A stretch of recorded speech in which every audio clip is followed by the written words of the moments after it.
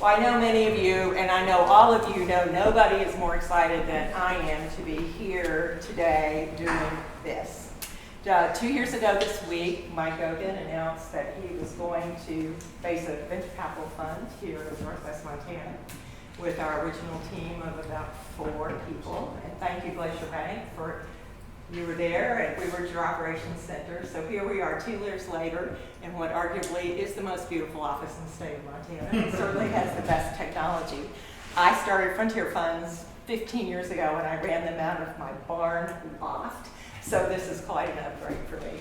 So welcome, and thank you to Christina and all of the members of the High Tech Alliance. This is such a great group and has done so much for our economy. That's grown from 0 to about $2 billion in the last 15 years, which is pretty impactful. And Mike has kind of come in, and we hope to double that in the biotech economy over the next few years, which is pretty exciting to have that happen. But it is just my pleasure today to introduce my colleague, Ryan Castoni, who is actually going to do the Fireside Chat, because one of the things that I try not to keep up with is cutting-edge network security technology. So Ryan is going to actually be the interviewer, and then our special guest is James Winebrenner. You can check out James on the web. He is a serial network security entrepreneur. He's got a number of startups in his belt. He has worked on and off from Cisco. He flew up last night from Arizona to be with us today, and he is the CEO of one of our portfolio companies, Elisity. So we're here for you to learn what you need to do in your businesses to be on the cutting edge of network security. So take it away. But I want to chime in something, just so you know how stuff this guy is. James, he was, I guess, startup when he was still at Sequoia Capital, was called the Keller. He was a VP sales we brought on early on. He took the tail up, including after it was acquired, from basically 0 to 500 million in revenue. So he's got some chops. No pressure. Yeah, thanks, Mike. So Great. So James, thanks for being here. We're really excited. I met James when Mike told me that there was this highly technical team that had this background from this company, Vitella, that he invested in back when he was in Sequoia. And they were coming out with the next best thing in the cybersecurity space surrounding zero trust. And I had the opportunity to meet James on a reference call and then sort of diving in on the diligence, starting from pretty much zero on the cybersecurity, information security side of the house, learning as quickly as I could.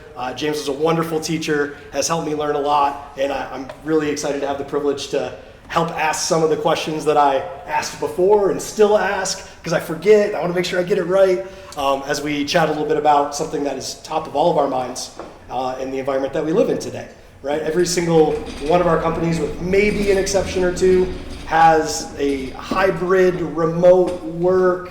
Sometimes you're in the office, sometimes you're at home, sometimes you're on your work laptop, sometimes you're on your personal phone. The legacy security protocols that have become the norm just don't work in that scenario. They weren't designed for this future that we live in.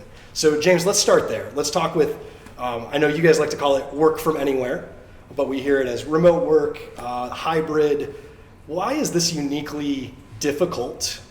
And how is Elisity and there are other companies obviously that want to tackle this, but what do we need to be thinking about as we look at all the different businesses that we run in this room? yeah, absolutely. So I'll start with the way we've built networks and the way we've secured networks. Fundamentally, really hasn't changed for like the last 20 years. I actually started my career at an Israeli startup company called Checkpoint Software, which is now a legacy kind of security firewall manufacturer. But I started my career back in the late 90s with them, and the idea then was enterprises had networks, companies had their networks, everything that was sort of inside was trusted, and you had to put a firewall in place to connect to the internet. And it was literally like a moat, right? If I was outside of the firewall, outside of the moat, I wasn't trusted. Once I was inside, I was trusted. And so I could kind of get anywhere inside of the network. And that was the model that we built all of these networks on for the last 20 years. And network teams are focused on application availability, right? It's all about performance. I just get out of my way. I want the network to work. I never want the network to be a problem. The applications have to work. They have to work. And we secured sort of the outside of the perimeter of that network with these controls, firewalls, and other things. And then if I was outside, that was where I was untrusted. Well, think about what's happened in the last 4 or 5 years. Most of our data and a lot of our other application assets are moving from outside or from inside of that network to the cloud, right? So sort of the treasure has left the castle, so to speak. And then what happened with COVID? All of the villagers left the castle too, and they all went home, and so everything's outside the moat. So that model of sort of location-based trust just doesn't make any sense. And our view is, right, we need to literally trust nothing. I don't care where I am relative to inside the building, outside the building, inside the network, outside the network. We shouldn't have any sort of underlying implicit trust. We need to move to a model where all of the enterprise's assets, whether that's a user, an application, a data store, or a device, and we'll talk a little bit more about devices, but all of those things need to have an explicit trust model in terms of what they should be allowed to communicate with. And we need to make it easier to be able to manage those explicit trust models so that we can have assets communicating securely, really regardless of where they're located. So when you talk about managing those trust models, is this a highly manual process, or is there a way that I'm thinking about the guys that need to put these policies in place that could be quite onerous? There could be many bespoke situations that need to be thought of. Otherwise, the user could be a little upset about not being able to access what they want to access. No, and the way that a lot of these policies have been managed traditionally is they've been managed and implemented at the network level. And so, I can have a conversation, a very easy conversation about what Ryan should have access to in terms of applications and in terms of data stores. The minute I have to go and now translate that into, okay, well, what IP address is Ryan coming from? What laptop is he on? What device? What's the address of the application? How do I secure that? That's where the policies get really complex. So trying to translate from sort of this business process, layer to the network layer, and then implementing the policy at the network layer is where we've been traditionally. What Elisity is working on and what we're bringing to market is a capability to take that identity and really building the policy around identity of a user, kind of regardless of where I'm coming from, the context around where I'm coming from and what device I'm on, all of those things. But very simply then say, here are the applications, here are the devices, here are the data sets that I should have access to based on kind of the business rules. And then, the software should be smart enough to then translate that into, at any given time, what does that look like in the network, right? I shouldn't have to do that as a policy administrator. So we're trying to make that a much simpler process so that as the realities change, as I onboard new employees into a group, and that group should have access to these applications, the network is smart enough to know, hey, that's the policy that should apply. You shouldn't have to go and make literally hundreds of moves, adds, and changes or tweaks to a traditional network security policy. So that reminds me, we were talking earlier today. You had an example looking at a university hospital center where you were talking about how much easier it is with a platform like Elisity to move somebody who was there doing their rounds, but then graduated and now became a physician, and then maybe later moved into some type of leadership role.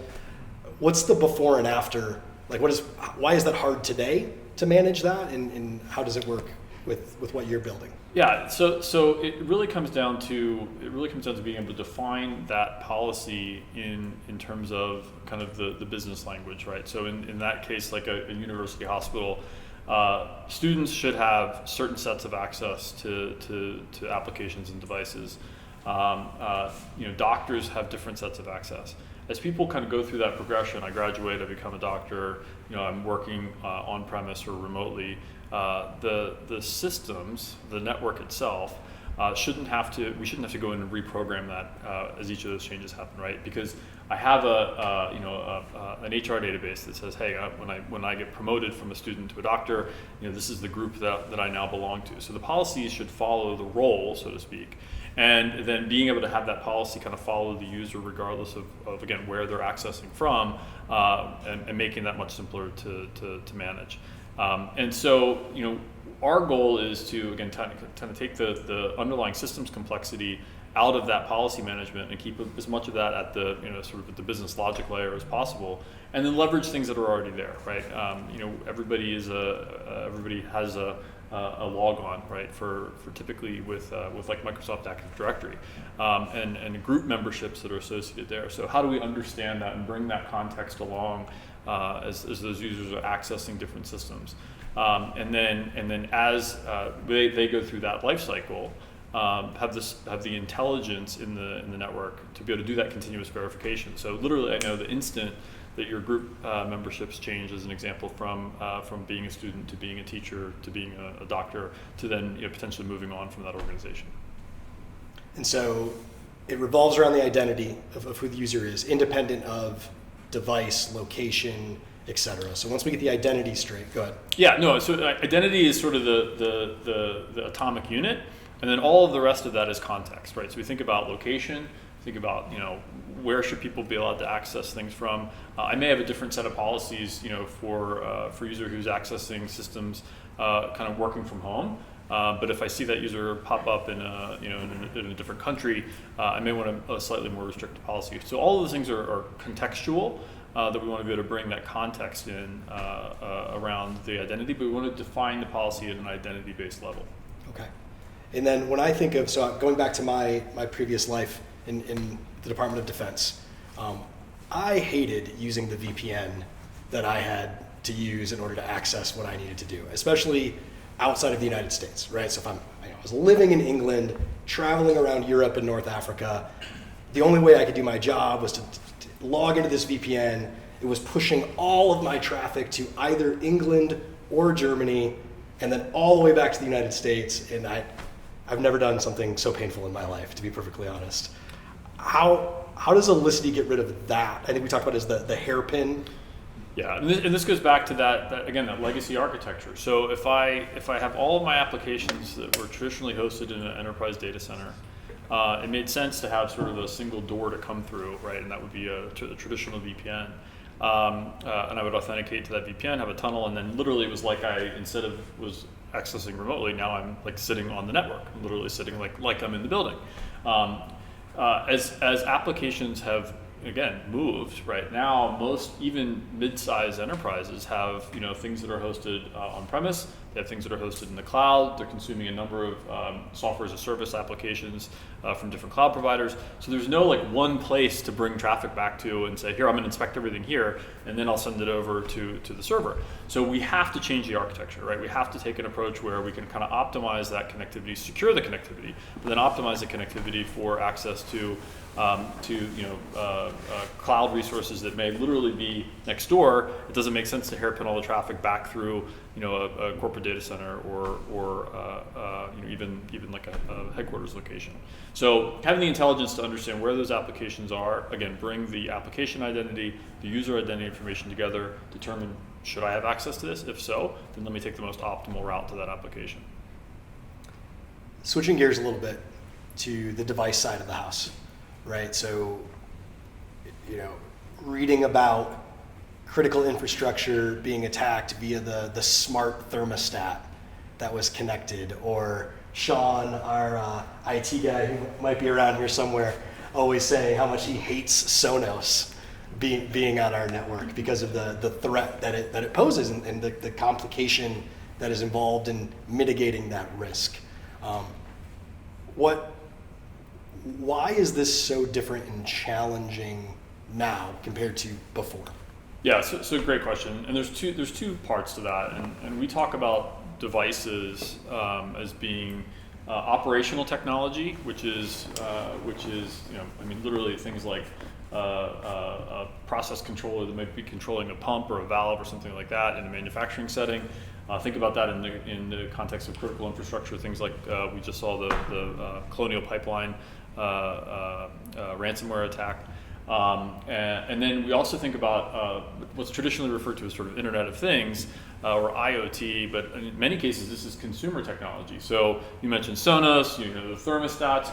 We have this proliferation of devices. What both of those things have in common are they are now talking on a much bigger network. In the case of operational technology, that technology's been around for a long time. Those process controllers have been around for a long time, but they were on dedicated. So these could be like CNC mills, lathes. You name it.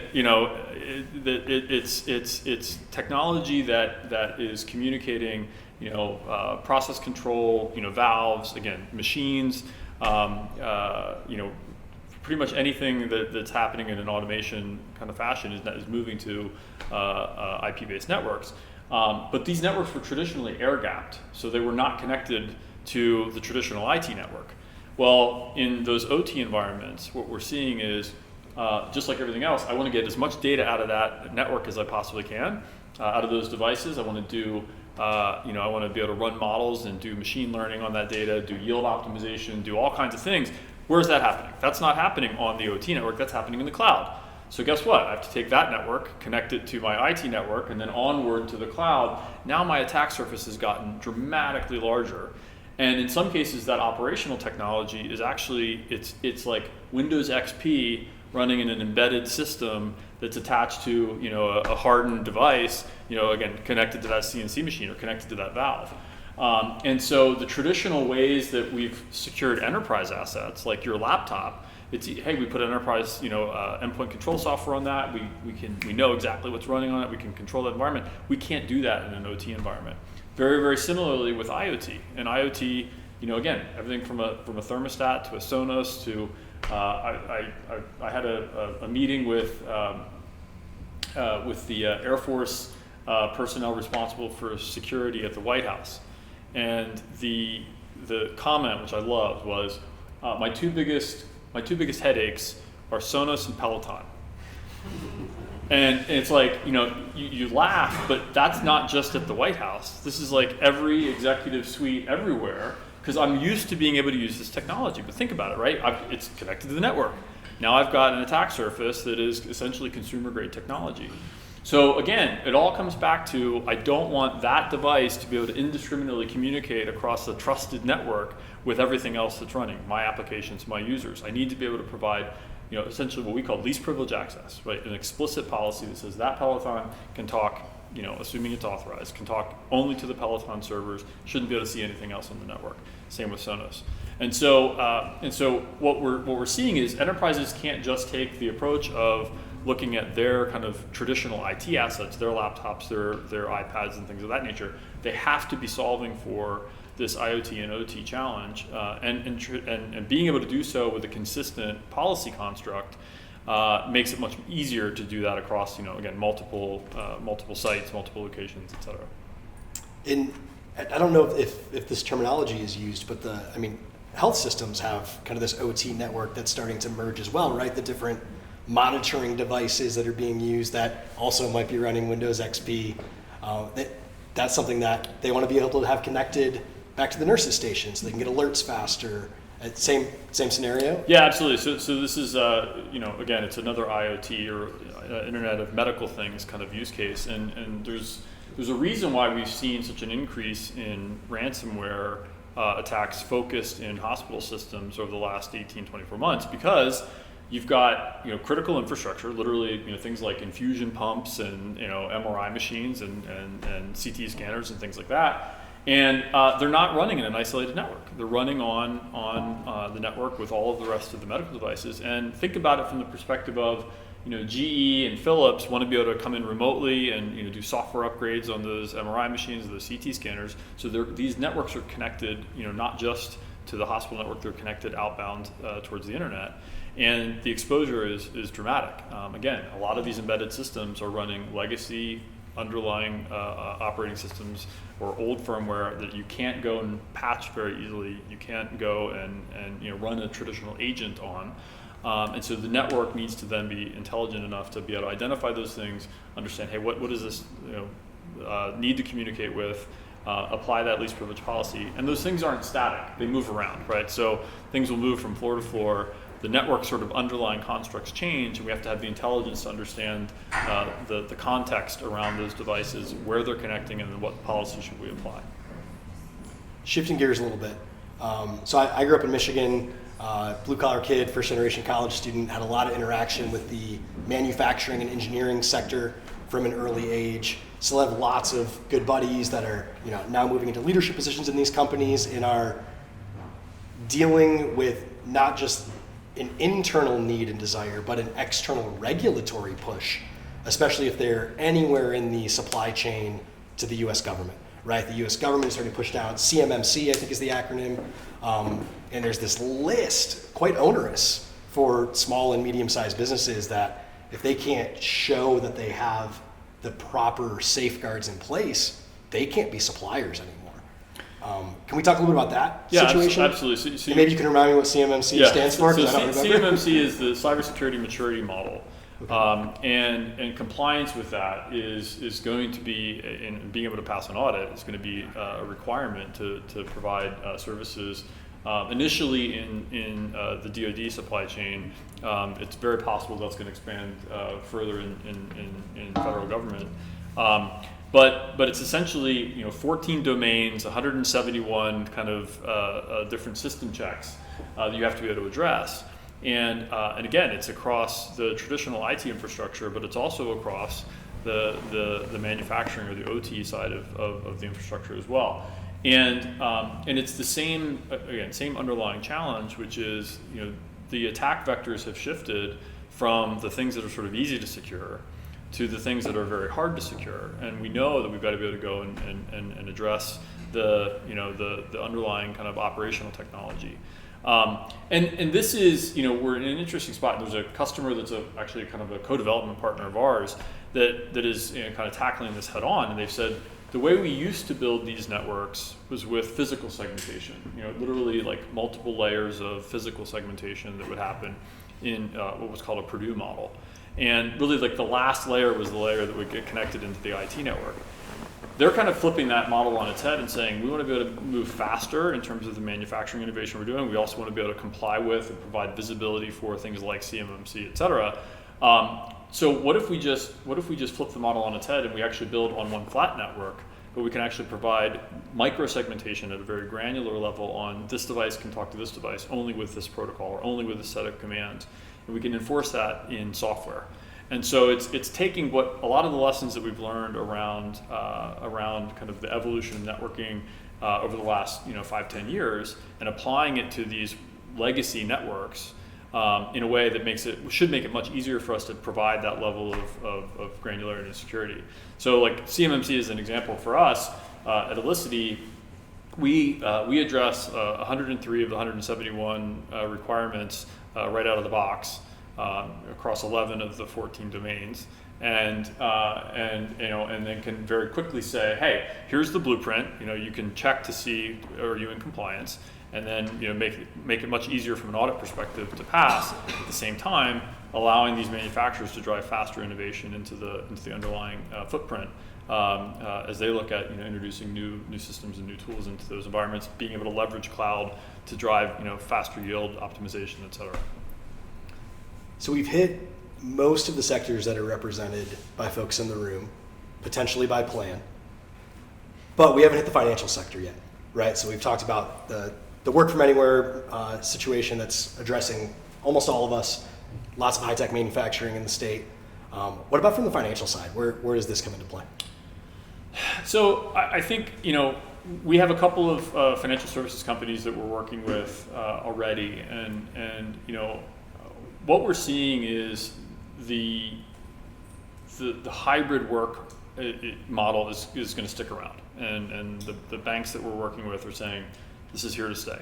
We don't know exactly what it's going to look like 2-3 years out, but effectively we kind of flipped the model of having 10, 15, 20, 50, in some cases hundreds of thousands of employees, of which 5% were working remotely at any given time, to 95% are working remotely. And the question is now, as we build policy around what those remote workers are allowed to access, and as we kind of talked about that least privilege model, to the extent that they do start coming back into these campuses, coming back on site, how do we apply the same policies?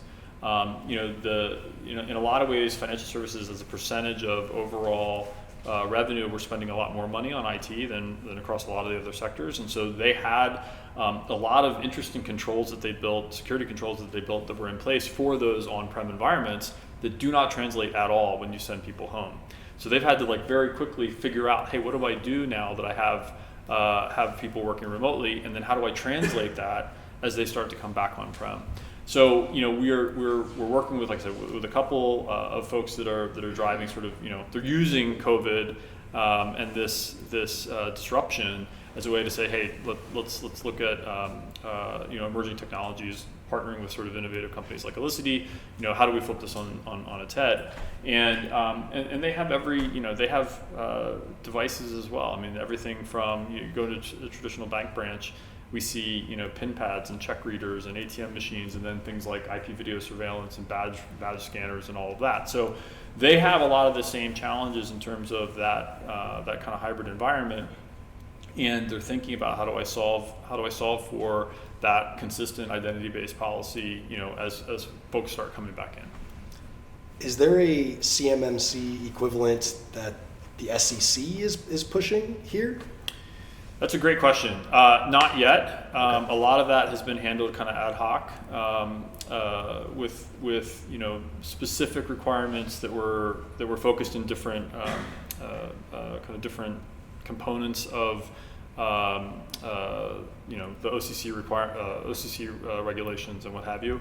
I think that if we look at what's happening on the critical infrastructure side, we're starting to get much more prescriptive in terms of the regulation on exactly what those controls need to look like, and I think that will start to proliferate out into other verticals, including financial services. I mean, traditionally it's been, if you think about like PCI, right, which was sort of the big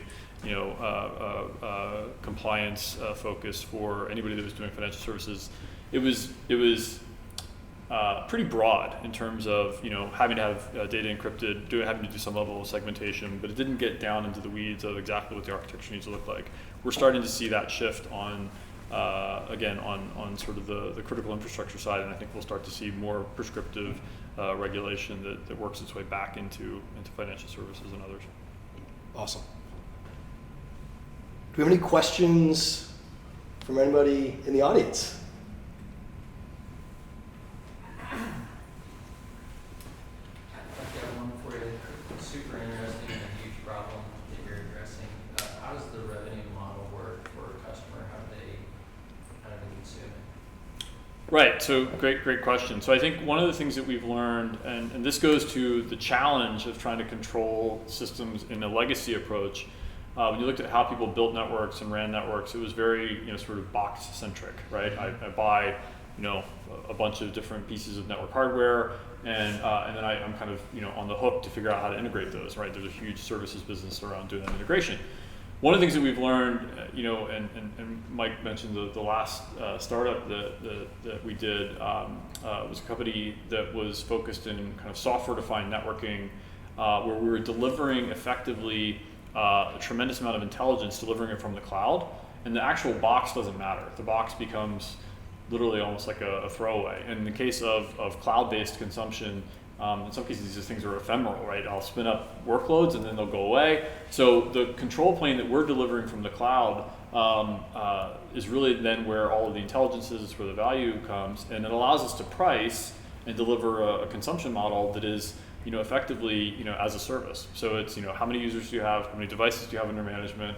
There's a price per user, price per device, you pay per month, and you consume it from the cloud. It allows us to get to value much faster.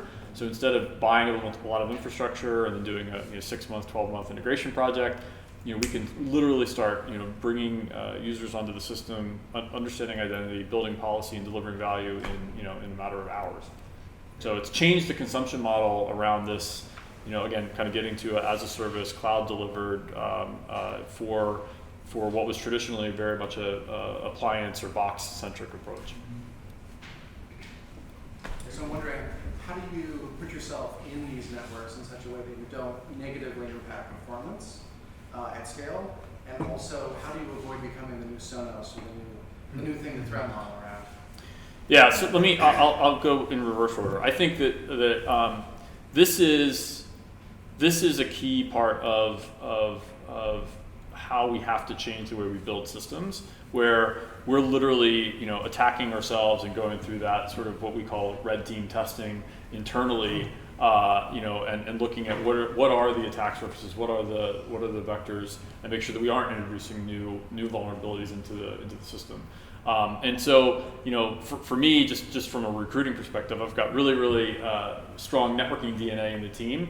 And we've had to bring in, that security DNA into the team as well, and say, hey, again, we kind of take an adversarial approach internally with the engineering team and say, look, like, we're going to try and break this ourselves, and then obviously go through external audits and things like that. But it has to be part of that development cycle and the way that we do things. In terms of the consumption, one of the things that we're really focused on is, don't make perfect the enemy of the good. How do we start taking incremental steps on this journey towards, having least privilege policy, and make it easy to do that? And how does the system actually make it easy to do that? So work from home, or this whole kind of hybrid work model, actually is a great insertion point, because I can start building policy around different users, different groups, what do they need to have access to, and then as they start coming back in, I can bring that policy and have it apply for systems that are internal as well. But I can start delivering value today immediately on that work from home case. And what we're seeing is customers are saying, all right, if I look across, maybe I have, take an example, we're working with a transportation company in the kind of transportation logistics on railways. And so they've got 3 or 4 kind of traditional office campuses, then they've got a bunch of these field offices that they've had issues where people are like bringing Xboxes in and what have you, plugging them into the networks. They've said, look, at the field office level, we really only care about sort of north-south segmentation, meaning I could lose a field office and probably be okay. So we bring all of that field office's traffic through a cloud-delivered system, and we can very easily start scrubbing that traffic. At the campus level, though, they want to go deeper into the network and have that sort of east-west level of protection. And so making it a situation where customers can kind of determine what level of protection do I need on a per site or per kind of per location basis, makes it easier to start adopting without without a really large kind of upfront plan. Thanks, Ben. Are your solutions customized for each customer? I mean, are you hardware agnostic, or do you have to make base changes on your customer's network before you can implement your solutions? Or? Great question. So I think we started off with a couple of customers we're helping to really drive the development use cases, and they were very focused in the manufacturing space. GlaxoSmithKline is one of our kind of public reference customers, and we had to build some pretty custom elements to the policy management side of things around their use cases. The beauty of doing this in software is it's relatively easy to make those changes and to do so pretty quickly. And now we're able to kind of take those use cases and go into other pharma manufacturing applications and make it easy. We've taken advantage of kind of a shift that the industry is going through, which is being able to take software in a virtualized form factor or in a container and run on existing hardware platforms. So our goal is to not have to go in and do forklift hardware upgrades in a lot of these environments. The industry as a whole has moved to kind of allow for think about it like a separate enclave on a lot of these hardware platforms that can run containerized software. And so we've built the software side of kind of the data plane to be able to run in those environments on a number of different existing network hardware platforms. So there are some cases where customers will want to leverage a dedicated hardware appliance that's running Elisity software, but our focus is being able to make it consumable on existing access points, existing switches, things like that. So I'm Mike Smith, Market President of Glacier Bank in Kalispell. We have branches from Eureka down to Butte. We have 12 different markets that we serve. At first I want to introduce some of the Glacier Bank people that are here. We've been a sponsor of this event up in the Flathead since 2015, so we're definitely committed to Christina and her team at the Montana High Tech Business Alliance. Randy Chesler, who is the CEO of Glacier Bancorp, is a board member on the High Tech Alliance. So again, as a bank, that's one of the reasons we're a sponsor. We're really committed to this organization. I do want to introduce a few people here. We got Lynn Akey, who is branch president here in Whitefish. Shane Moss is one of our top commercial loan officers here in Whitefish. I don't see Joe Unterreiner, he might be coming at the 5 o'clock, and we have Pete Akey, who is our SVP, Commercial Loan Manager. Our portfolio has grown under Pete by $50 million over August of last year, which is pretty incredible from the banking world. So Pete's leadership is greatly appreciated. So with that, I get the privilege to introduce Mike Goguen. So I could probably be here for 20 minutes, but Christina said you got 2 or 3. So Usually have 5. okay. So I'm going to focus just kind of on the local things here to the Flathead. But Mike Goguen is founder of Two Bear Capital. Mike Goguen is founder of Two Bear Rescue. He's a board member for Logan Health. He has ownership in Proof Research, Defiance, and Casey's Bar. So obviously very business oriented, but I think sometimes what we lose is Mike's community spirit. Mike has, I'm told, has donated well over $30 million to nonprofits in the Flathead Valley. So not very many people can say that. So for Mike, thank you. From Glacier Bank, we really appreciate your partnership. We're committed to Mike and his different entities. We have credit card programs that could help you. We have commercial lenders that could definitely help you, so reach out to them. And with that, Mike, thanks for all that you do for the Flathead Valley, Glacier Bank, and the state of Montana. Thank you very much. Well, as Liz, our partner, said before, that we are just about at the exact 2-year anniversary, I think by a week or so, of when we got together with this group down in Kalispell, and we sort of announced the existence of this thing called Two Bear Capital. And as most of you know, I spent a long time at Sequoia Capital, which is considered arguably the #1 firm in the world for past about 50 years. So the whole thesis behind Two Bear Capital was it was time for the next 50-year #1 firm, and why couldn't it be headquartered up here in Whitefish, Montana? So we've come a long way in these 2 years, despite COVID. I can't even remember how big I said we were going to be back then. I think I might have been talking about a $150 million fund. And instead, what we've done is we've have a fully invested $25 million fund, and we will be announcing on September 30th the closing of a $250 million fund. We've been busy as well. We didn't stop for fundraising. We did it a little bit of an unusual way because we could, which was to just go and worry about getting outside investors later. So what we have total under our belt, sprinkled around the country, but as many as possible here in Montana, is we have, total of 14 companies between the seed fund and the main fund, with 2 more pending. That's about $75 million invested so far. We have companies in San Diego, Boston, New York, Silicon Valley, and then most of the rest up around this neck of the woods, with as many more possible as we can up here. Those companies comprise the areas we said we were going to invest in, which was this sort of exploding intersection of technology and life sciences. So we have companies everywhere from cybersecurity company that James is running for us, to other tech companies that are critical to big transformations in healthcare or drug discovery and that sort of thing. So there's companies, there's one out of MIT, fantastic company called TileDB, that is this critical layer for big classes of big data, for example, genomics data. We happen to compete and happen to be undermining big high-flying companies like Snowflake, which happens to be worth about $70 billion. And this other company called Databricks, which happens to be in a private round worth about $30 billion, happen to be the one that's going to eat away the foundation and take them over. And a company called Graphene, which is this secure next-generation networking infrastructure with some of the founding crew from that prior company I did with James. That company's moving fast, quite dramatically. And then on the bio side, we have a fast-growing company in New York where we've had a 4x increase in our initial value already by an outside-led round from Bain Capital.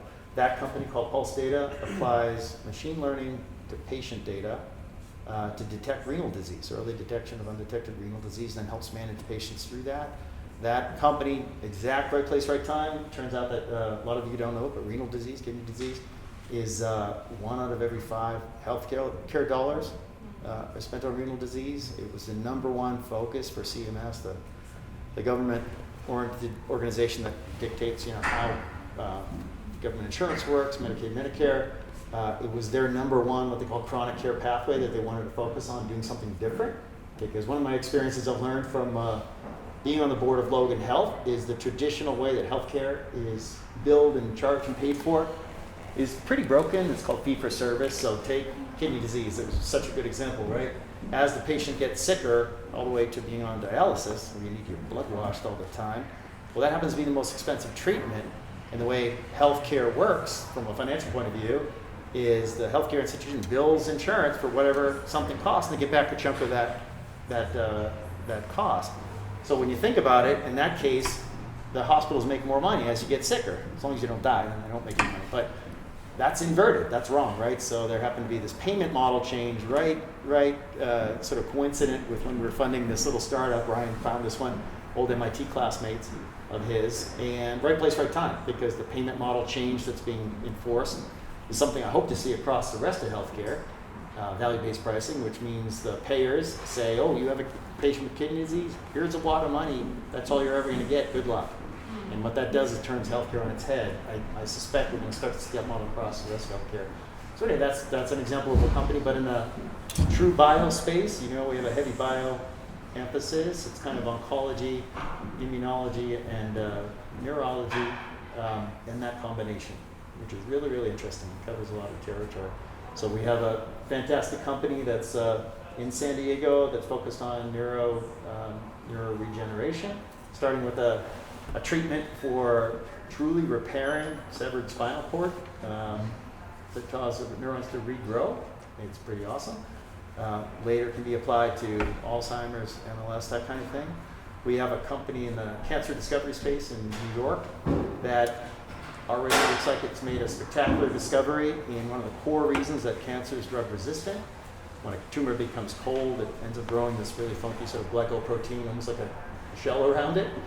The majority of tumors that become drug resistant, that's what happens. No one's ever been able to figure out the genomics of that because no one's ever been able to replicate in a petri dish that occurrence. This company had technology that could, therefore they identified the mutated gene, the target, and have a potential therapy.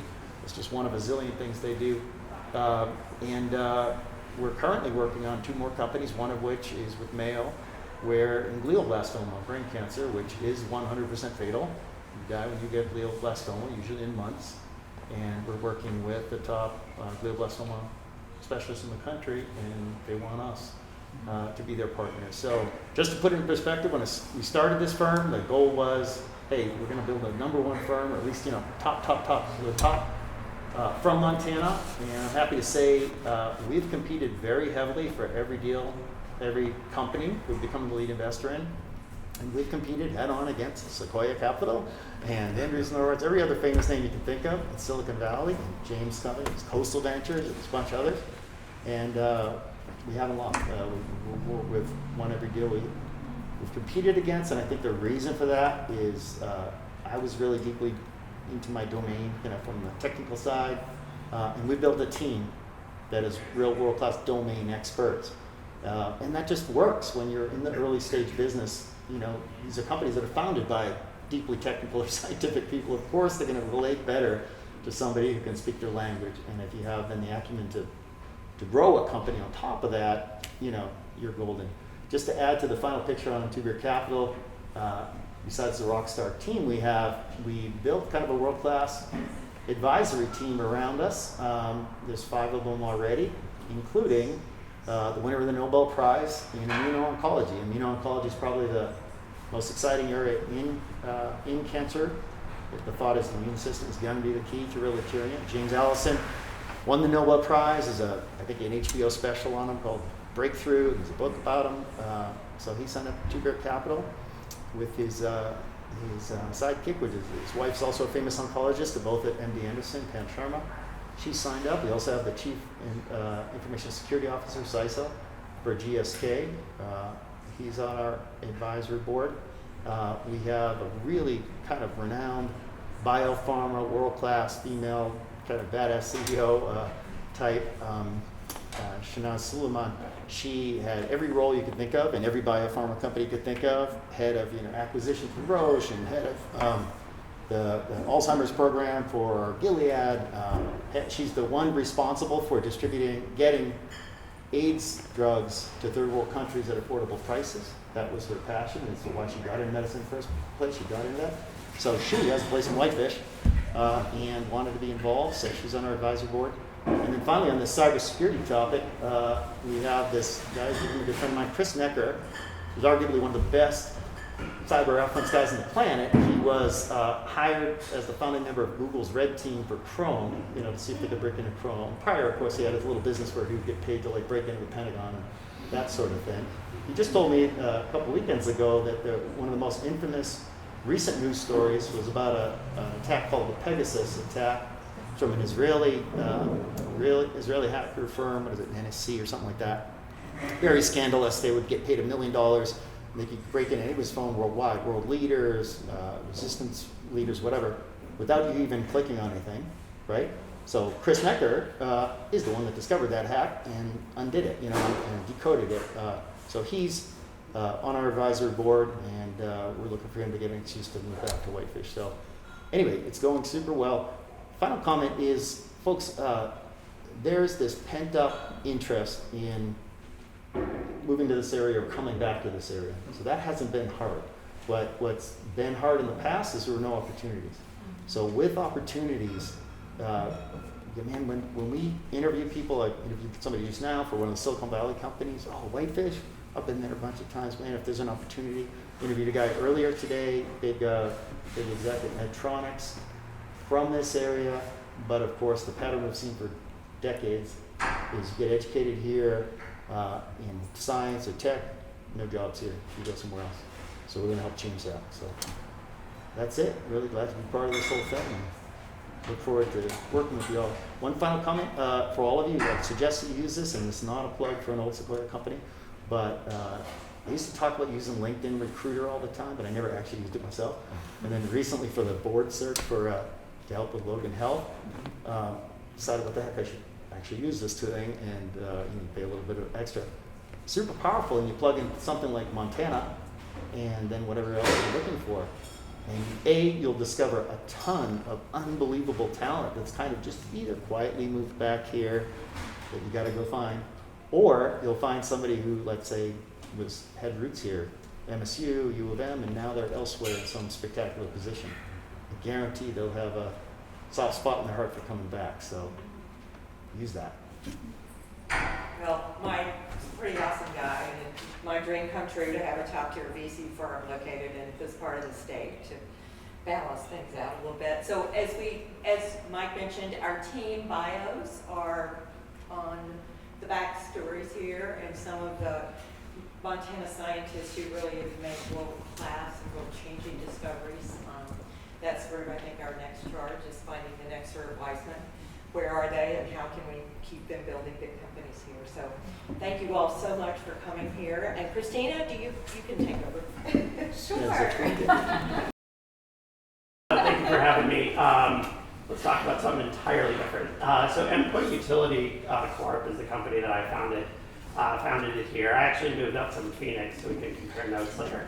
And the purpose of what we wanted to do is I've worked in the endpoint technology, so end user computing is how it's commonly termed, for 24 years. So I tell people I've been a part of the problem for 24 years, and now I'd like to be a part of the solution. And the problem is that endpoints for smaller companies, so say a few thousand users and on down, is a highly complex scenario, completely unnecessarily so. And so we termed it endpoint utility for a very specific purpose, which was that we wanted to bring simplicity to this really complex game and take all of the work out of it on behalf of our customers. So we're a managed service provider. We have a prescriptive architecture that says, hey, if I want to run Google, it'll look like this. If I want to run Microsoft, it'll look like this. We're going to take all the guesswork out of it for our customers, and then we're going to run it on their behalf. So When I worked with really large companies, I worked with big banks, I worked with big transportation companies, I worked at a company called Insight, which if you're familiar with it, it's a Fortune 500 company based in Arizona. And when I worked with the smaller customers, what dawned on me was like, all this stuff that these big folks spend millions and millions of dollars on, why can't we take that and make it available to a small and medium business? It is actually not impossible. You just have to follow the right sequence of steps and then have smart people run it on your behalf. So that's what we're going to do. So it is a subscription type model where you sign up and you say, hey, I have whatever, 50 users. I want them all to run Macs and I want them to run Office 365 and away we go. And we'll take care of it from there. So we believe that there's a huge underserved market for this for small and medium businesses. There's about 1.3 million companies that filed tax returns in 2019. They kind of fit the profile.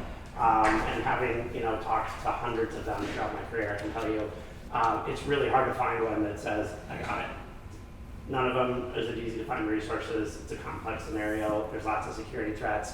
And these are all things that we can shore up for them extremely quickly. So we're really excited to be here. I'm excited to be here. One, it's a lot cooler. I get to ski a lot more often. These are all good things.